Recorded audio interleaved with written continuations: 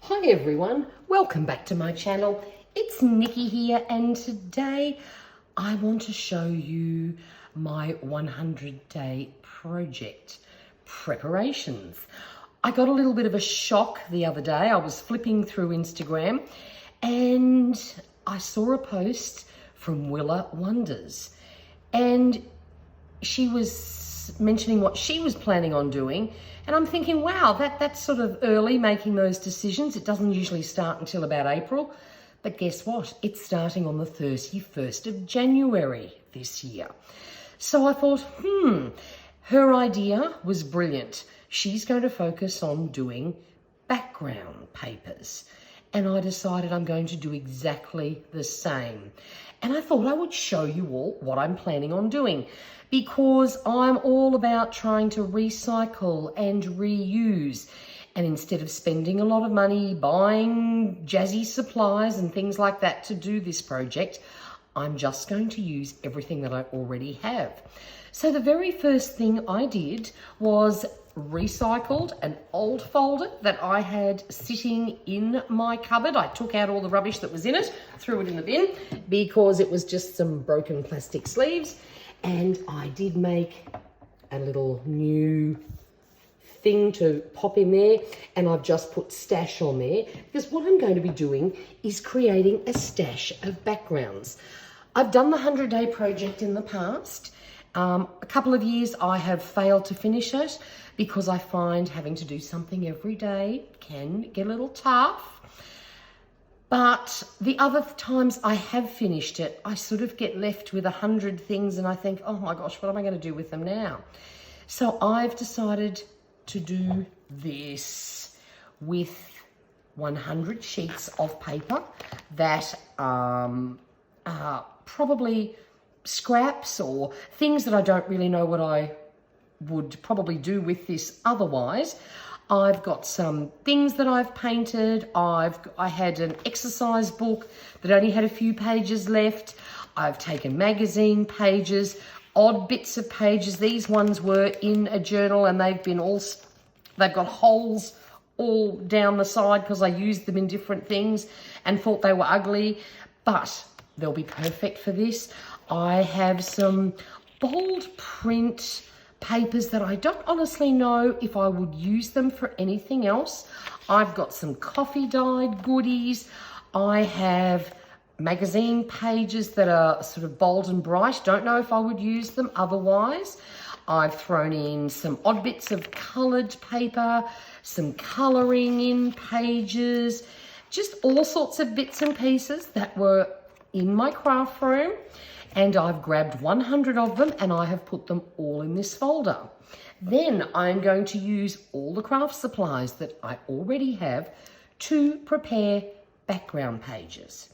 And by keeping them in the folder, I keep everything nice and tidy. I know exactly where I'm at. And then when I want to sit down and journal, sometimes one of the hardest things I find is knowing where do I start to decorate a page. When you have background pages prepared, it can be a really quick and easy thing to pop down a fantastic journal page. So, for example, what I might do is watercolor on pages that have printing on them.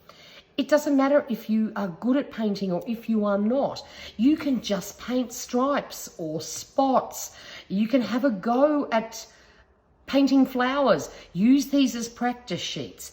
But then when you want to use it in your journal, if you tear a piece off, it can look absolutely amazing, even if you don't think your painting was that good. So watercoloring will definitely be playing a part. On pages where I've got these ones here, probably one of the best things to do would be to use this black Sharpie marker.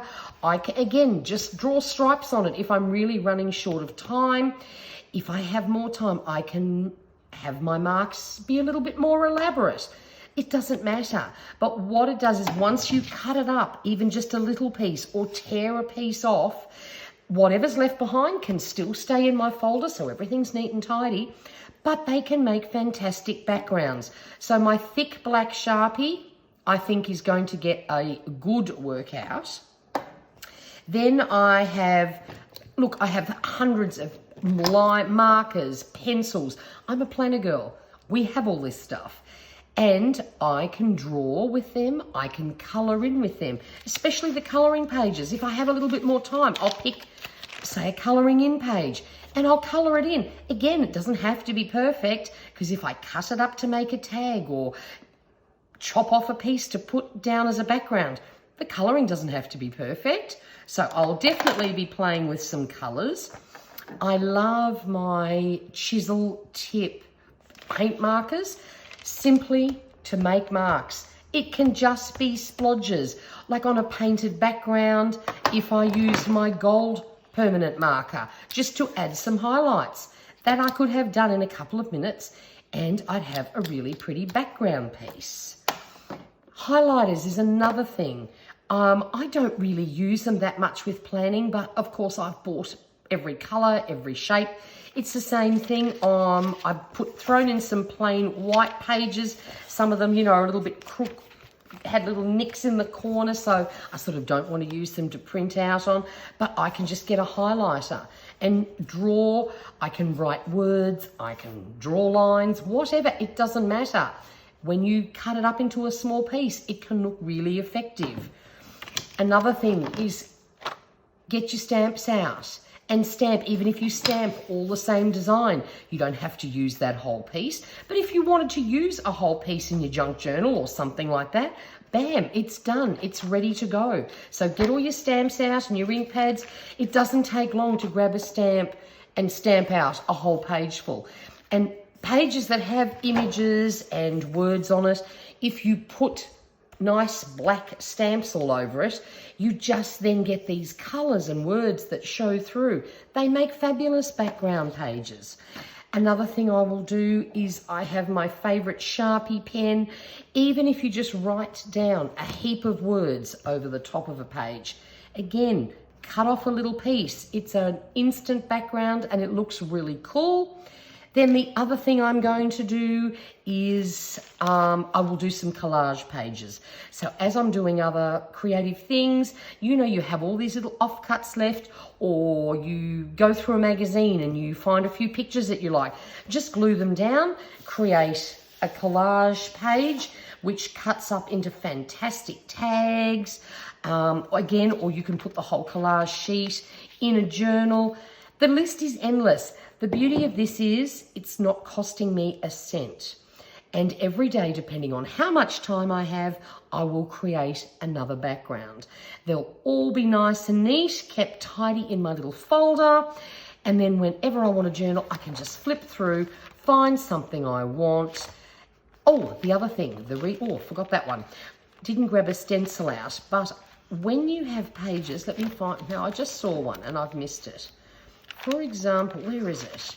Okay, a page like this, or the other one that I showed you initially in my flip through, that really dark blue one. Where's that? Oh, there's another one that it would work really well on. This one here, for example, probably wouldn't use this page, but if you grab a stencil and even in white or another color, whatever you like, stencil on top of it to help tone down this boldness, because it's just probably a little bit too much. I don't think I would use it. I'd probably be tempted to do the same thing with that page, but just grab your stencil with some gesso or some paint, or even some what's it called, in the tub, and it creates that dimensional layer. Oh, I've forgotten what it's called, but I love using that. I love covering a page. For example, this one here, I would grab that and put some white hearts over it, or white stars, or something like that, and it creates an awesome background. Actually, I don't mind that page too much. I mightn't do too much to that. But I could, you know, even grab my, you know, orange or gold or something and just put some marks on it and create some backgrounds. So that is what I'm going to do. And then when it's finished, I will have a folder full of fabulous things to play with in my journals without spending a cent, without having to stress about being super creative every day because you want to create 100 gorgeous little things. This can just be really simple. It's really practical and a great way to use up bits of paper that you think, oh, don't really know what I would ever do with you. I'm loving this idea. Thank you, Willow Wonders. I am very grateful to your suggestion because I had all this done in 5 seconds flat and I am ready to go on the 31st of January. If you are taking part in the 100-day project, leave a comment below. I'd love to know what you're going to do this year. I've done tags, I've done a mini journal, which I just did a page in every day. And, you know, when I got busy, it was a lot of backslog sometimes trying to get those days done that I missed. With this, honestly, I think I can find, even if it's 5 minutes, 1 minute, I can create something every day for 100 days and have something awesome to play with when I'm done. I hope you enjoyed this video.